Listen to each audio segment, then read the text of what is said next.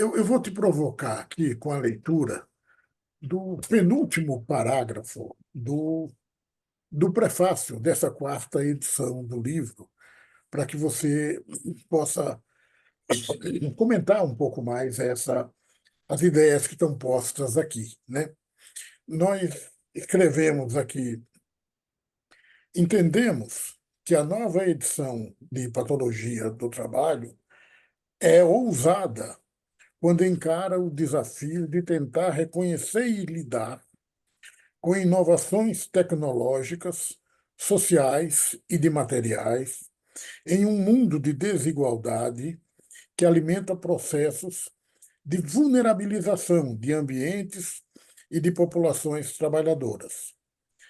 Em uma sociedade marcada pela globalização, pelo crescimento da economia de serviços, da feminilização, pelo desmonte do Estado e políticas públicas, pela fragilização de sindicatos e por outras mudanças que criam perigos e riscos, cuja abordagem que, para além da retomada da atuação política dos trabalhadores, exige a atuação compromissada e ética dos profissionais de saúde, ancorada em formação, estratégias de educação permanente e compreensão crítica. Em um mundo de informação digital de fácil acesso a novos conhecimentos, o papel dos profissionais cada vez mais é o de fugir das receitas que vendem soluções fáceis e tão frequentes no mercado em momentos como esses. Enfim, cabe ao profissional consciente não apenas saber adequadamente os problemas que se propõe a enfrentar. É, é uma mensagem que me cala fundo, né? E queria. Eu costumo brincar quando vejo algo assim, dizendo gradei. É meu resumo para a frase. Mas eu queria que você comentasse um pouco a ousadia que tá revelada aqui no parágrafo, né? E, ao mesmo tempo, a esperança, né? O otimismo de que nesses caminhos tantos com tantas muletas aqui indicadas que a gente poderia se apoiar para buscar fazer essa caminhada. Ô, bom, esse texto que você leu, Eudeberto, é um texto que também mexe comigo. Eu salvo engano, ele foi redigido por você, ou foi redigido a várias mãos, mas Várias assim, mãos. várias mãos. Você tem duas e ajudou a dar um corpo muito grande a essas ideias e essa redação. E eu fiquei muito feliz até porque é uma redação extremamente rica, complexa e vamos assim, permite primeiro assim, a reflexão, porque é um texto muito denso, como você mencionou, com muitas informações, ao mesmo tempo muitos conceitos, e ao mesmo tempo ele não tem tudo que é complexo, não pode ser reduzido, né?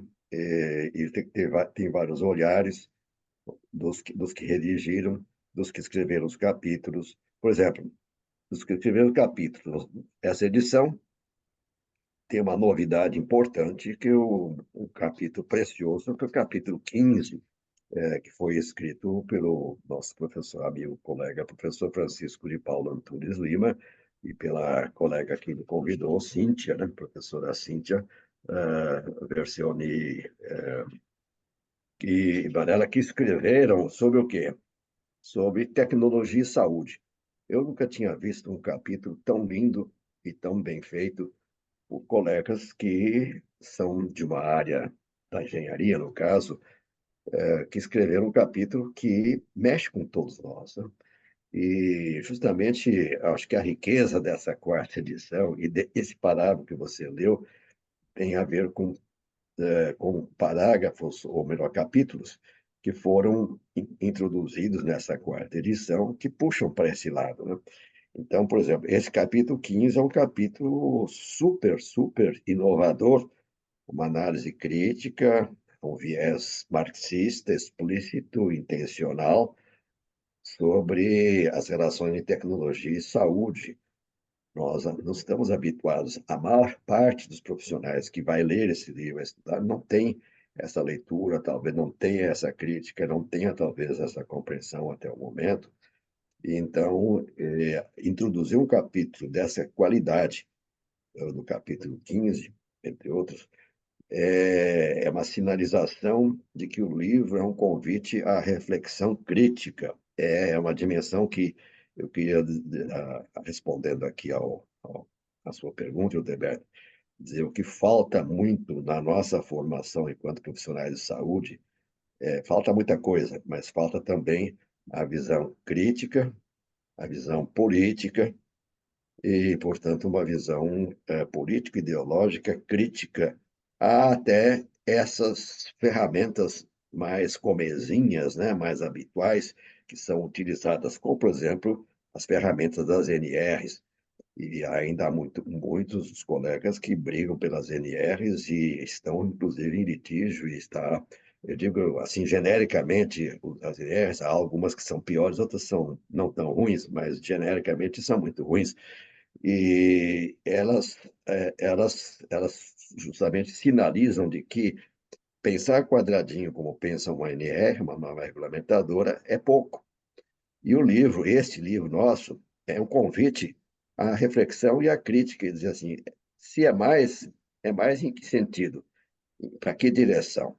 Então, essa edição, a quarta edição, trouxe, a começar, por exemplo, vamos dizer, o próprio capítulo 1, escrito pelo professor Facchini, ele acrescentou algo que eu não, talvez seria incapaz de escrever, que eu escreveria, até cheguei a escrever um texto provisório sobre a determinação social do processo de saúde e doença, mas ele acrescentou e disse, e a centralidade do capital.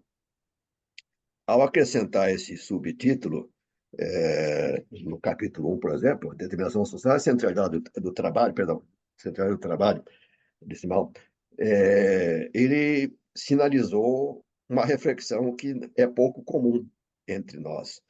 A própria centralidade do trabalho, ela não é assim unanimemente aceita, mas entre os que estudam a patologia do trabalho, nós, os profissionais de saúde especialmente, ela é muito, digamos assim, é pouco valorizada e muito, vamos dizer assim, poucas vezes se chama atenção. E o capítulo é uma beleza, porque se alguém ler com sinceridade, coração aberto, sobretudo mente aberta, vai perceber que esse capítulo 1 do professor Facchini flui, flui de uma forma natural, né? Para que haja uma compreensão clara sobre o conceito da determinação social, mostrando que na determinação social, que às vezes é chamada de determinantes da saúde, o trabalho tem uma centralidade muito importante que determina todo esse processo de adoecimento que nós estamos abordando no restante do livro, no corpo principal do livro. O que eu quero dizer é que o capítulo foi cheio de provocações, de olhares puxados para o lado da política, puxados intencionalmente para o lado da política, para o lado da reflexão crítica. Capítulo 2, por exemplo, que é o trabalho contemporâneo e as transformações no mundo e na organização do trabalho, escrito pela nossa colega professora e amiga Ana Cláudia Moreira Cardoso, é uma socióloga com publicações, livros, tem um livro inteiro sobre a intensificação do trabalho, sobre a questão do tempo do trabalho, as jornadas de trabalho e as pausas, que é uma variável, digamos assim, pouco, pouco valorizada, né? A própria intensificação do trabalho, que permeia vários outros capítulos dessa edição, ela não estava presente nas edições anteriores. Então, eu queria dizer assim, esse trecho que você leu, ele, de certa forma, é uma prestação de contas e uma provocação, dizendo assim: este livro novo acrescenta, ou ele já vem permeado de ideias mais avançadas, que se na edição anterior se falava em calor no trabalho, ou frio no carro, ou máquina, agora nós estamos falando de intensificação do trabalho, que, aliás, é a principal, talvez, explica muito do adoecimento, que é uma bandeira da própria ideologia neoliberal, que precisa da intensificação do trabalho e então a intensificação do trabalho ela passa a ser digamos assim, um determinante ou um provocador transversal em todo adoecimento, em todas as formas de adoecimento tem intensificação do trabalho. Não é só Ler-Dort, não é só o adoecimento mental, não é só adoecimento de coluna, é toda a lógica da intensificação, que também não é só em aumentar a jornada, não só aumentar o ritmo, mas é a própria apropriação do saber trabalhador, que está em dimensões que esse livro talvez ainda não se aprofundou, como aquilo que tem sido chamado a captura da subjetividade, ou sequestro da subjetividade, que nós ainda não nos aprofundamos nessa quarta edição, estão associados hoje à intensificação. E a intensificação não é uma variável física mensurável, não é uma variável de organização do trabalho, é uma variável, na verdade, ideológica, que está na raiz do pensamento capitalista. Sempre esteve, né? Sempre esteve, e agora mais ainda. Então, que talvez tenha se passado desapercebida nas edições anteriores, ou sem até eu diria, vamos dizer, essa lucidez de denunciar, de dar nome, né, vou dizer aos bois, porque aqui os bois não merecem isso, mas de nominar mais corretamente estas dimensões que habitualmente os profissionais de saúde não se aperceberam, não valorizam e com frequência têm anticorpos contra termos e conceitos, por exemplo, que vêm do marxismo, como os mencionados em vários capítulos do nosso livro, inclusive com muita visibilidade no capítulo 15 que eu mencionei, sobre tecnologia. Então, eu quero dizer o seguinte, mais uma vez, faltam essas dimensões, o livro é um convite à crítica, ao mesmo tempo, à atuação política.